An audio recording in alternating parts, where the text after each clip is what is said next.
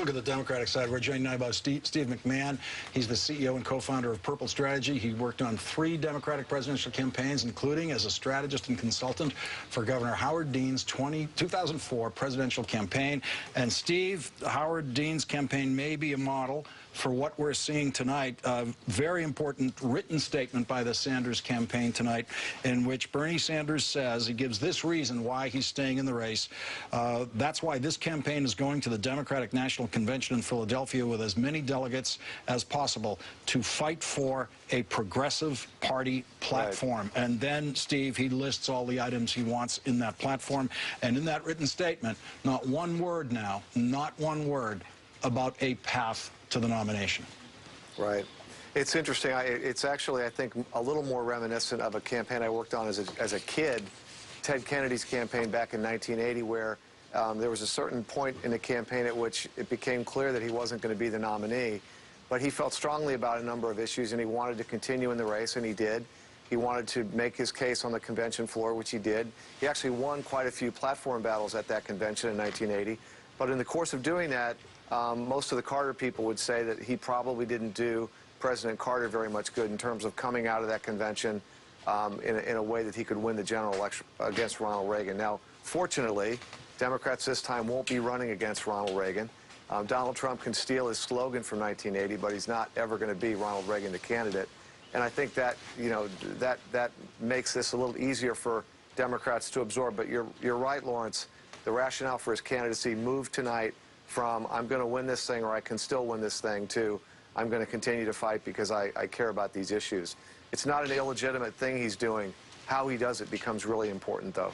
And, Steve, Hillary Clinton's victory speech tonight was as much addressed at Sanders supporters as it was at her own supporters. She was very specific about it. There was a point where in there where she reached even beyond that and referred to thoughtful Republicans, considering herself to be addressing them, especially with Donald Trump on his way to that nomination.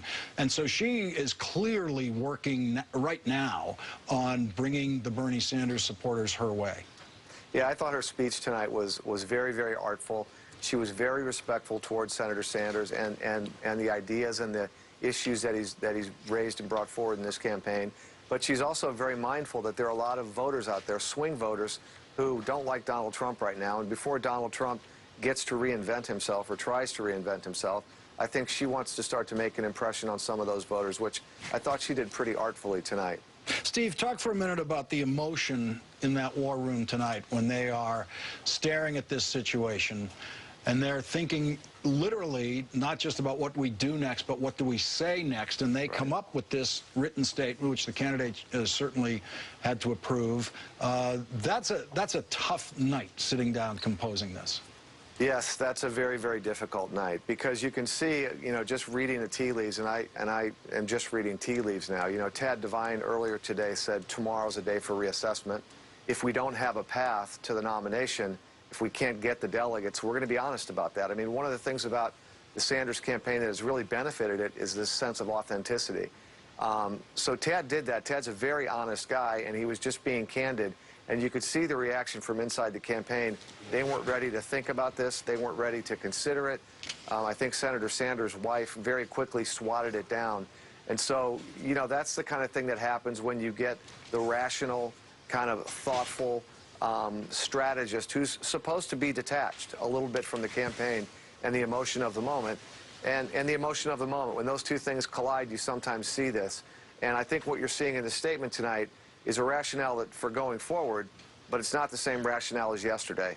And it's incumbent upon the Sanders campaign now to figure out if they're going to go forward, and they're certainly entitled to, how they're going to do that, what tone they're going to take, and whether they're going to emphasize, as Secretary Clinton did 8 years ago, the fact that so much unites Democrats that at the end of the day we're going to come together, which is, again, something that the Sanders campaign has pretty consistently done throughout the campaign so far, and I would expect to see them continue doing that. Steve McMahon gets the last word in the War Room tonight. Rick Tyler, Ben Ginsberg, Jim McLaughlin, thank you all very much for joining us in the War Room tonight.